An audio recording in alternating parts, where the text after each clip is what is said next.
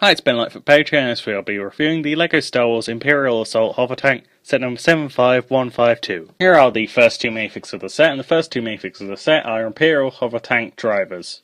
These two Imperial Hovertank drivers are exactly the same, so I'm only going to be talking about one of them. I really like the torso print on this minifig because there's lots of nice details such as the pouches, the various different segments of the armour, and some stains of oil on the centre of the armour as well.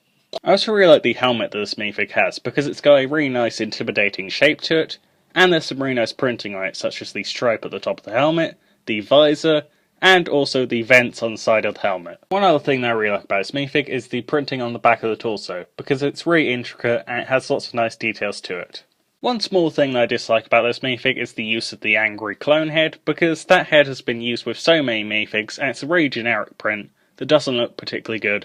It's really overused. Here is the third minifig of the set, and the third minifig of the set is Chiru Imwe. I really like the overall colour scheme for this minifig because the black contrasts really well with the white, and the red adds a little bit of extra colour in there that looks really good. I also really like the torso print on this minifig because it's really accurate to how it looks in the film, and there's some nice details such as the grenade on his belt, and the creases at the bottom of his robe. One other thing that I really like about this minifig is the face print because it has a lot of personality, and the blank white eyes make this minifig look really unique. Around the back of this minifig there's a alternate face where he looks very stern, and some more torso printing. Here is the one side build that's included with this set, and this side build is a crate. I really like this crate build because whilst it's simple, it could have been even simpler. I really like how there's a somewhat complex shape to it, rather than just a straightforward rectangle.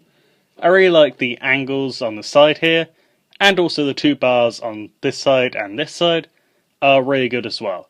There's some other nice details such as this vent on the front, and these exposed studs on the front, which I think add some extra texture to this build.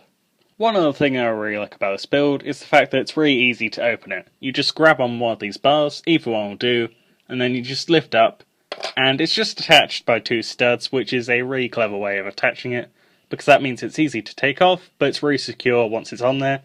And as you can see, there's very little space inside there, but you could put a blaster and perhaps one or two other minifig accessories inside this crate. Here's the main build set, and the main build set is the Imperial Assault Hovertank.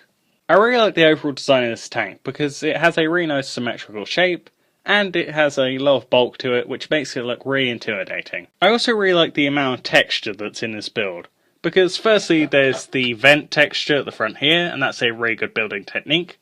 Then there's the use of tiles to make this section look a little bit smoother, whereas the rest of it sort of has a rugged look with the exposed studs. And then along here you can see there's various bits of texture, such as the vents, and various different gaps in the tank design.